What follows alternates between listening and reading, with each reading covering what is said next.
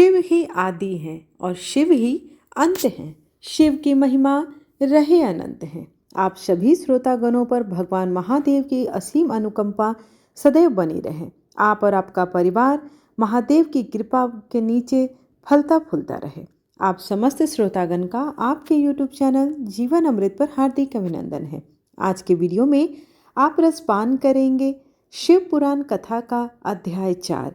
इसके पहले के अध्याय को अगर आप श्रवण नहीं कर पाए हैं तो उसके लिए आप मेरे चैनल पर जाकर इस कथा का रसपान कर सकते हैं।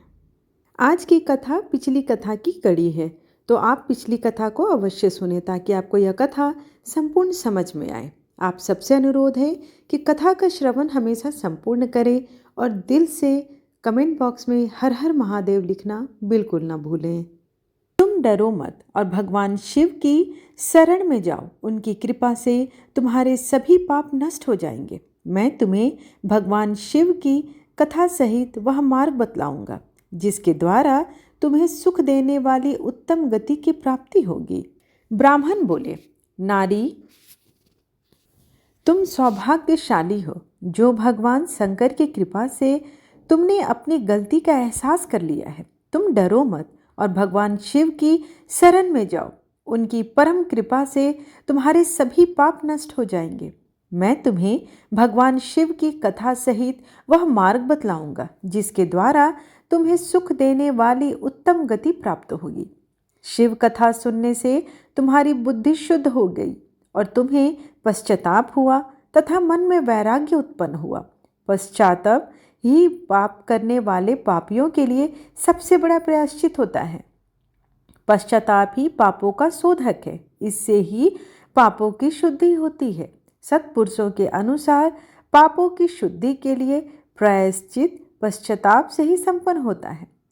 और जो मनुष्य अपने कुकर्म के लिए पश्चाताप नहीं करता वह उत्तम गति प्राप्त नहीं करता, परंतु जिसे अपने कुकृत्य पर हार्दिक पश्चाताप होता है वह अवश्य उत्तम गति का भागीदारी है। इसमें तनिक भी संशय नहीं है। शिव पुराण की कथा सुनने से चित्त की शुद्धि एवं मन निर्मल हो जाता है।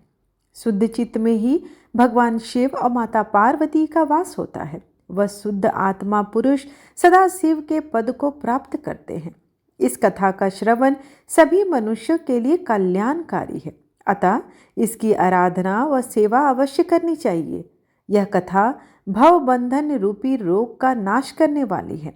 भगवान शिव की कथा सुनकर हृदय में उसका मनन करना चाहिए।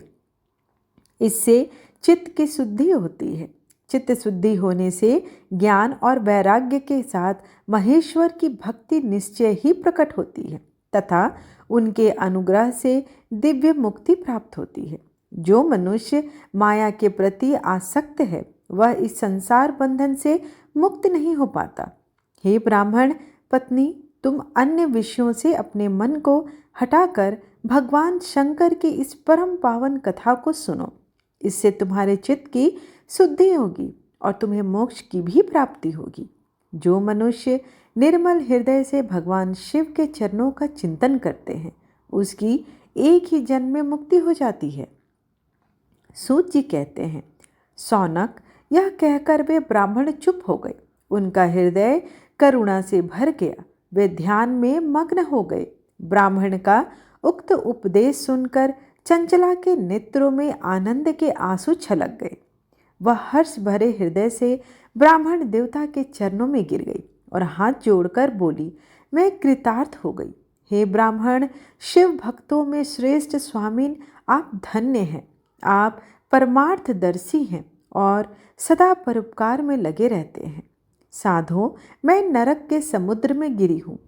कृपा कर मेरा उद्धार कीजिए। जिस पौराणिक व अमृत कथा के समान सुंदर शिव पुराण कथा की बात आपने कही है उसे सुनकर ही मेरे मन में वैराग्य उत्पन्न हुआ। उस अमृतमयी शिव पुराण कथा को सुनने के लिए मेरे मन में बड़ी श्रद्धा हो रही है। कृपया कर आप मुझे इसे सुनाइए। सूत जी कहते हैं, शिव पुराण की कथा सुनने की इच्छा मन के लिए बहुत चंचुला उन ब्राह्मण देवता की सेवा में वहीं रहने लगी। उस गोकर्ण नामक महाक्षेत्र में उन ब्राह्मण देवता के मुख से चंचुला शिव पुराण की भक्ति, ज्ञान और वैराग्य बढ़ाने वाली और मुक्ति देने वाली परम उत्तम कथा सुनकर कृतार्थ हो गई। उसका चित्त शुद्ध हो गया। वह अपने हृदय में शिव के सगुण रूप का चिंतन करने लगी। वह सदैव शिव के सच्चिदानंदमय स्वरूप का स्मरण करती थी। तत्पश्चात अपना समय पूर्ण होने पर चंचुला ने बिना किसी कष्ट के अपना शरीर त्याग दिया। उसे लेने के लिए एक दिव्य विमान वहां पहुंचा। वह विमान शोभा साधनों से सजा था एवं शिव गणों से सुशोभित था। चंचुला विमान से शिवपुरी पहुंची। उसके सारे पाप धुल गए। वह दिव्यांगना हो गई।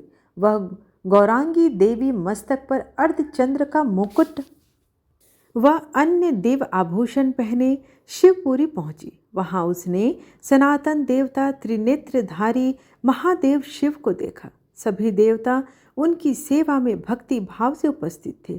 उनकी अंग कांति करोड़ों सूर्यों के समान प्रकाशित हो रही थी। 5 मुख और हर मुख में 3-3 नेत्र थे। मस्तक पर अर्धचंद्राकार मुकुट शोभायमान हो रहा था। कंठ में नील चिन्ह था।